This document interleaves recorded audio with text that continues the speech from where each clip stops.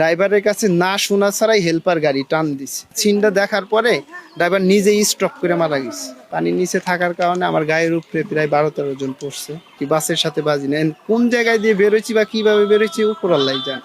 গাড়িটা থামানোর পরে ড্রাইভার হচ্ছে চা পান খাইতে গেছে।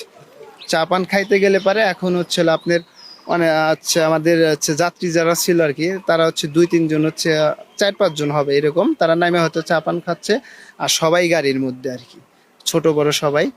তাই সেই ক্ষেত্রে আপনার হচ্ছে এলো যখন ফেরিটা আনলোড করা হয়েছে আর কি, আনলোড হওয়ার কারণে ওই ড্রাইভারের কাছে না শোনা ছাড়াই হচ্ছে হলো আপনি হেল্পার হচ্ছে উনি নিজের ইচ্ছায় আর কি গাড়ি স্টার্ট করে ওইখানে টান দেয়।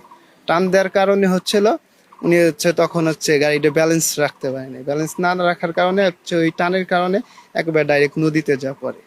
নদীতে যা পড়লে পারে তখন আমি হচ্ছে বাসের সবার পিছনে ছিলাম, পিছনে এক সিটের সামনে।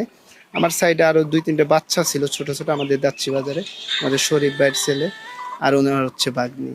ওই 2টা বাচ্চা মারা যায়, ওনার বউ আর হচ্ছে ওনার বোন আর ওনার একটা বাচ্চা জীবিত আর কি উদ্ধার হয়।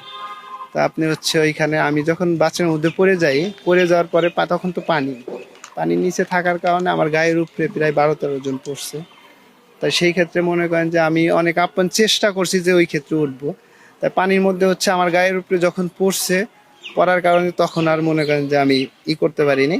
আমি যখন জানালা ধরছি মানে বাসের যে আর কি জানালা ধরার পরে হচ্ছে আপনার আরো আমার হচ্ছে 2 জন আছে, একজন পিঠের উপরে চড়ে খাড়াইছে, একজন ঘাড়ের উপরে।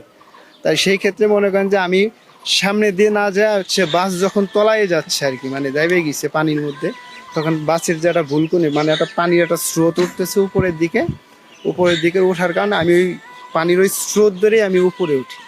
মানে উপরে ওঠার পরে আমি উপরে উঠতেছি, আমি জানি যে এখন আমি বাসের ভিতর থেকে বের হইনি। তারপর হচ্ছে আমি ওই স্রোতের কারণে আস্তে আস্তে উপরে উঠতে ইনশাল্লাহ আমি উপরে উঠে যাই আর কি, বাসের সাথে বাজি না। কোন জায়গায় দিয়ে বেরোচ্ছি বা কিভাবে বেরোচ্ছি উপর আল্লাহ জানে। এই হচ্ছে কাহিনী। আমি তারপর হচ্ছে ওঠার পরে আমার গায়ে সাদা একটা শার্ট ছিল প্রিন্টের, সাদা শার্ট। আমি ওইখানে পল্টনের উপরে ওঠার পরে আমি প্রায় ওইখানে আধা ঘন্টা শুয়েছিলাম। শুয়ে থাকার পরে ওইখান থেকে আমি জামতলা পর্যন্ত আর কি একাই আসি গাড়িতে, তখন আমার চেঞ্জ ছিল এখানে। তারপর হচ্ছে আমার ছোট ভাইরা জামতলা ওরা আমাকে বাড়ি পর্যন্ত নিয়ে আসছে। একটা প্রশ্ন, ড্রাইভারের লাশ পাওয়া গেছে। ড্রাইভার হচ্ছিল আপনার ড্রাইভারের কাছে না শোনা ছাড়াই হেল্পার গাড়ি টান দিছে। ড্রাইভার তখন গাড়িতে না, ড্রাইভার তখন ছিল পানির মানে চায়ের দোকানে। চায়ের দোকানে ছিল, হ্যাঁ ড্রাইভার হচ্ছিল তখন চায়ের দোকানে ছিল। আমি যতটুকু শুনছি বা আমি ওইখানে দেখে আসছি, উনি ওইখানে চায়ের দোকানে স্টপ করে মারা গেছে ড্রাইভার। মানে উনি তো গাড়ি টান দেন, গাড়ি টান দিছে হেল্পার।